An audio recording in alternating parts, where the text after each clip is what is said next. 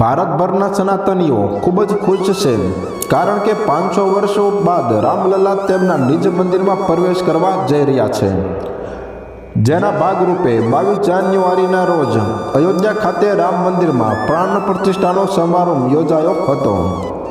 આમ તો આપણે સૌ રામાયણ સિરિયલ જોઈ હોવાથી ભગવાન રામ અને સીતાજીના વિવિધ જીવન પ્રસંગો વિશે જાણીએ છીએ, પરંતુ મોટાભાગના લોકો સીતાજીનો જન્મ કેવી રીતે થયો, રાજા જનકની પુત્રીનું નામ સીતા કેમ રાખવામાં આવ્યું, માતા સીતાની ઉત્પત્તિ કેવી રીતે થઈ, પોપટે માતા સીતાને શા માટે શ્રાપ આપ્યો, આવી કેટલીક ખાસ બાબતો વિશે નથી જાણતા. ત્યારે આજે આ લેખ દ્વારા અમે તમારા આ તમામ પ્રશ્નોનો જવાબ આપવા જઈ રહ્યા છીએ.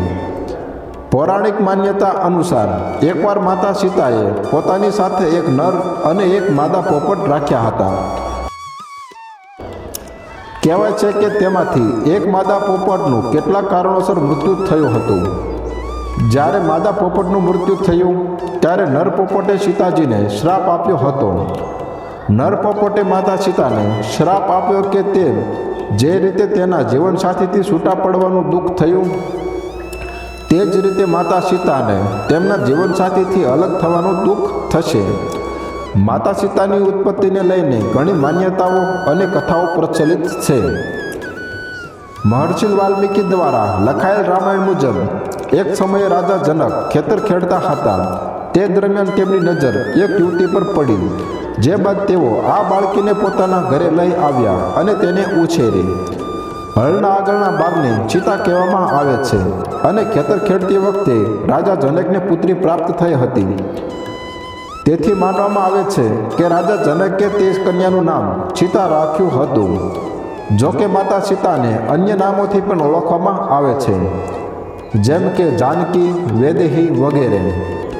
અન્ય એક પૌરાણિક કથા અનુસાર સીતાજી મંદોદરી અને રાવણની પુત્રી હતી. કહેવાય છે કે માતા સીતા વેદવતી નામની સ્ત્રીનો પુનર્જન્મ હતી. માન્યતા અનુસાર તેમણે રાવણના ક્રોધથી બચવા માટે આત્મદાહ કર્યું હતું. વેદવતીએ આત્મદાહ કરતા પહેલા રાવણને શ્રાપ આપ્યો હતો કે તે પોતાના આગામી જન્મમાં તેની પુત્રી બનીને તેનો નાશ કરશે.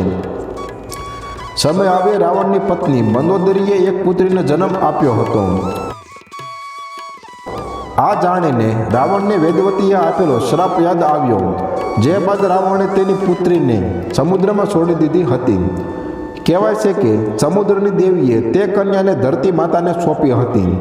એ જ છોકરી પાછળથી સુનેના દેવી અને રાજા જનકની પુત્રી સીતા તરીકે ઓળખાય.